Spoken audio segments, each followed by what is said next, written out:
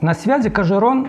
Как не убивать кожаную обувь раньше времени? Сегодня поговорим про самую нужную и одновременно самую игнорируемую вещь в уходе за обувью, а именно деревянные формодержатели. В долгой перспективе они оказывают влияние на внешний вид обуви больше, чем чистка от грязи. Все знают, что обувь нужно сушить и чистить, а то, что она должна правильно отдыхать и восстанавливаться, многие забывают. Если вам надоело смотреть на скрюченные кроссовки из натуральной кожи, то эта информация применима и для вас. Чтобы опытным пользователям тоже было интересно, мы погрузимся чуть глубже во все тайны кедровых формодержателей. Итак, чтобы обувь из натуральной кожи не превращалась в бесформенную массу и были аккуратные заломы, люди придумали формодержатели. Они также помогают обуви высыхать, абсорбируя на себя влагу. Имея такие штуки, чистить и полировать обувь становится тоже удобнее. Для обуви самого высокого ценового сегмента формодержатели иногда идут в комплекте. В этом случае они будут подходить идеально. В остальных случаях мы должны подобрать их сами.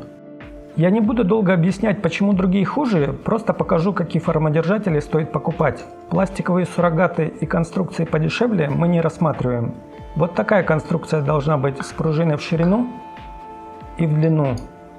И две половинки должны быть не одинаковые, а именно как у меня. На них видим размер 38-39, они у меня подходят к обуви с длиной постельки 26,5 см.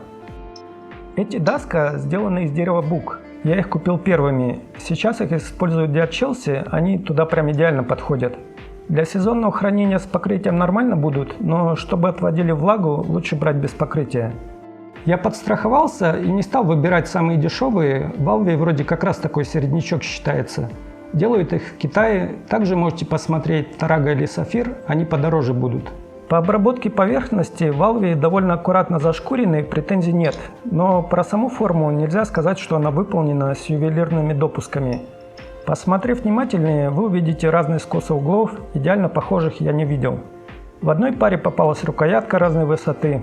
Так как разная обувь шьется на разных колодках, то естественно, что неродные формодержатели будут не идеальны. Главное, чтобы заломы на союзке расправляли, по длине подходили и не давили на кожу в местах, где это не нужно. Иначе при долгом хранении это будет заметно. На этом дереве очень хорошо различается белая заболонь. Это молодой слой дерева.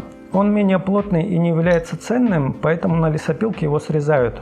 У кого есть сафир, напишите в комментариях, там меньше этой заболони или тоже встречается. Часто советуют формодержатели из американского красного кедра. Чтобы нам не заблудиться в трех соснах, давайте разберемся с их названиями. Когда я погрузился в эту тему, то меня сильно сбивало желание людей все называть кедром. Настоящие три вида кедра растут только в жарком климате в горах, и семена шишек у них несъедобные. У нас кедром почему-то принято называть сосну сибирскую, Pinus sibirica. Американцы тоже не хотят называть деревья своими именами и говорят про два вида красного кедра – западный и восточный, оба кипарисовые. На самом деле американский западный кедр – это туя складчатая с латинским названием туя плеката. Растет она вдоль Тихоокеанского побережья, устойчива к гниению, когда набирает и отдает влагу, то не меняет прежние размеры и форму.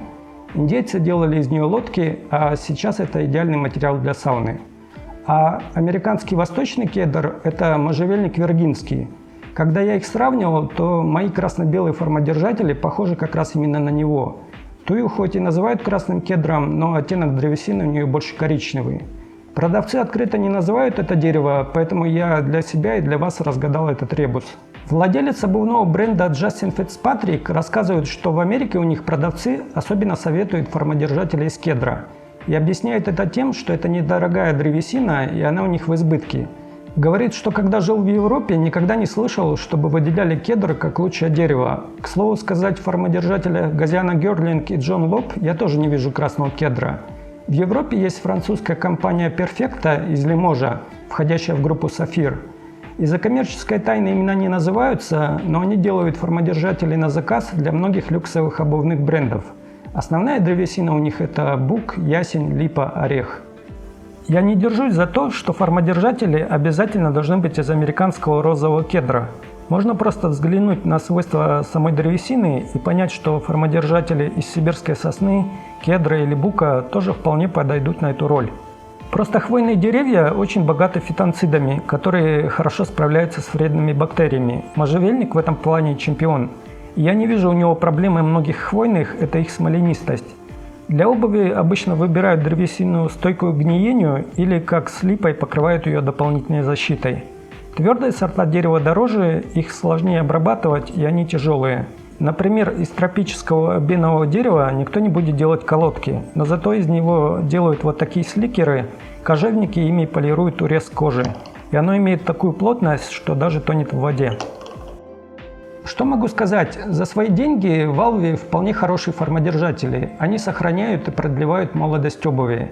А за счет своей хвойности приятно ароматизируют обувь. Внутри кроссовок обычно находится синтетика, которая прекрасно удерживает бактерии. Вы их можете ощущать в виде неприятных запахов. Так вот, древесина хвойного дерева как раз поможет тормозить их размножение. Культура правильного ухода за обувью у нас на невысоком уровне, и сейчас это выглядит скорее как диковинка. Есть люди, которые ни разу не видели это приспособление, поэтому своим лайком, комментом вы можете продвинуть это видео, чтобы больше людей ознакомилось.